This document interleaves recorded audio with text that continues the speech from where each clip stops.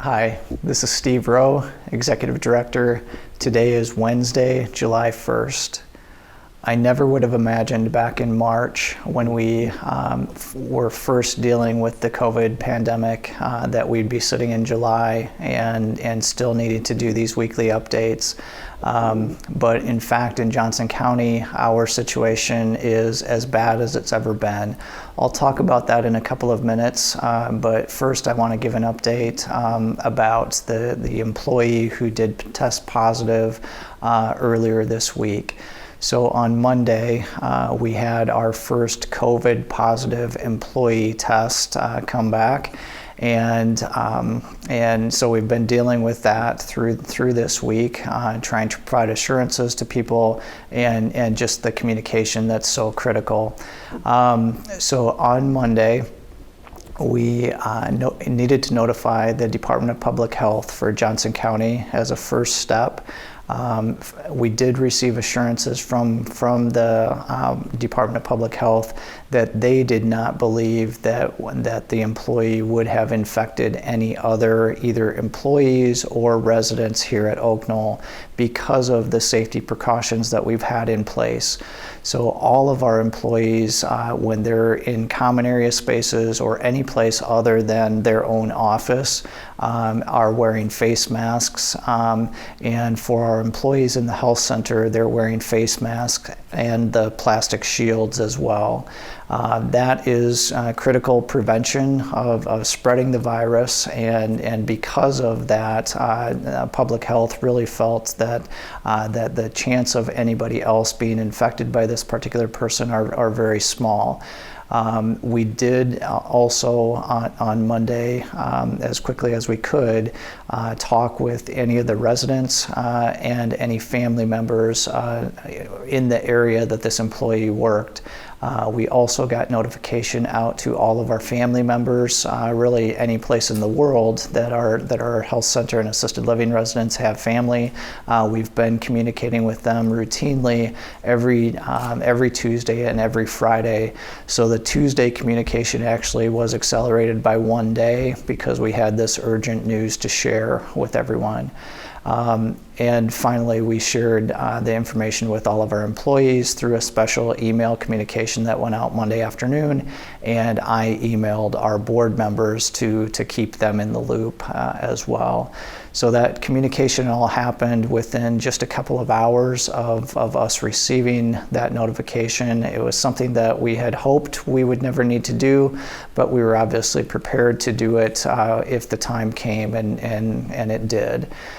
So from that standpoint, it's like we do feel good. It's like the employee seems to be doing all right. And it's like that's obviously our first concern. And then secondary concern is trying to make sure that everybody else here is not infected. So to that end, all of the health center residents that may have been cared for by this individual are receiving much more frequent wellness checks. So since this whole situation started, we've been doing twice daily vitals, and we've extended that to twice each shift. So the beginning, kind of the middle of each shift, all of the residents are receiving that wellness check. So hopefully it's like we can keep this contained and it's like have the positive news of we survived one COVID positive infection when this is all said and done. I mentioned earlier that the case counts in Johnson County are incredibly high right now. They're actually at the highest level they've been since this whole thing began. We are tracking fairly routinely the case counts. There's a website, coronavirus.org, I think, something like that, that is recording everything across the state of Iowa, and then you can click on individual counties and see what's happened within the county. Johnson County has had a real surge in cases over the last 2 to 3 weeks. That's very unfortunate and has prevented us from moving forward with opening up to visitors.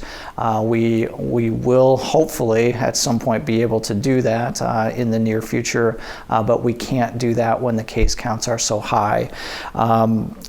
currently the 7-day moving average of new cases as of yesterday was 41.9 new cases per day over the last 7 days. That is the highest level that it's ever been, and the next highest level happened back on April 22nd, and at that point it was 26.9 cases per day over a 7-day period. So we're 150% of where we were for the previous high, and much of that spike has come in the 18 to 40 age demographic. When you look at the cases in Johnson County, 69% of them are in that 18 to 40-year-old range. Only 7% are over only 7% are 60 years of age or older. So the county and the citizens within Johnson County, we've done a very good job of protecting older adults from this virus.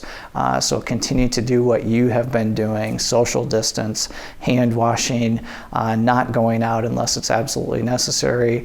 All of those things have kept the case counts for our demographic down so low, but we are seeing a lot of activity around us right now, and we've just urged caution if you do need to leave Oaknoll for any reason.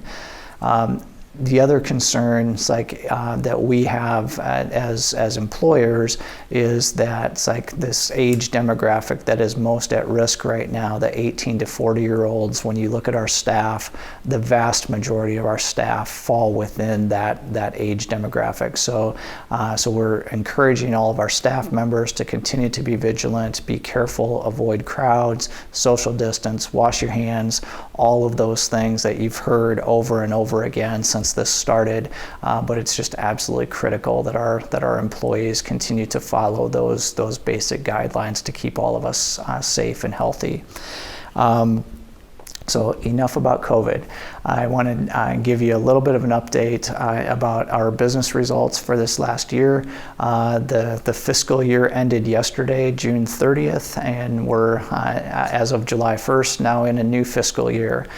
So June 30th, we ended up with entrance fee sales at 86% of our full year sales goal. So we were just under $5 million of new entrance fees for this last year. That compares to a budget of just under $5.8 million.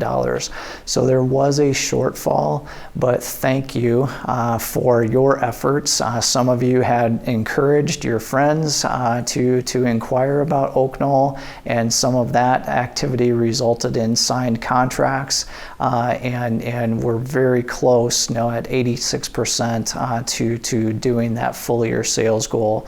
And especially in this environment where we've had very little new meetings with prospective residents over the last several months, that's actually a pretty incredible result, and I'm very happy with that. So thank you for your contributions to helping us get so close to our goal. We also did receive back one new Oaknoll East contract in the last week. So we continue to make progress at Oaknoll East, and Steve Cuppy and I will be over there this afternoon to meet with a household that is potentially interested in being an Oaknoll East new resident for us. The final thing I want to talk about is, like, with all of the activity and negative news that we're all dealing with, our lives continue. Life goes on. Every day I drive by on my way to work. From my house to Oaknoll, there's a cornfield within the first half a mile, and the corn is growing. It's now about this high. When I first started noticing it, it was down knee-high level, and now it's probably torso level or higher. So the corn is growing. I noticed on my way over here, it's like I looked out the window from a stairwell and overlooked the beautiful flowers down Garden Lane. So thank you to the garden committee members and all of our gardeners here at Oaknoll, and the extra support that we receive from our master gardeners. But the campus continues to look great. Nature will win eventually, and it's like we will find a vaccine, we will survive this, and get back to somewhat of a normal life. I don't know when that will happen, but I have full faith and confidence that at some point we will be able to resume our activities here at Oaknoll in a much more enjoyable fashion than having to watch me on video every week. So thanks for all of your work and support, and we will continue to get through this together. Take care.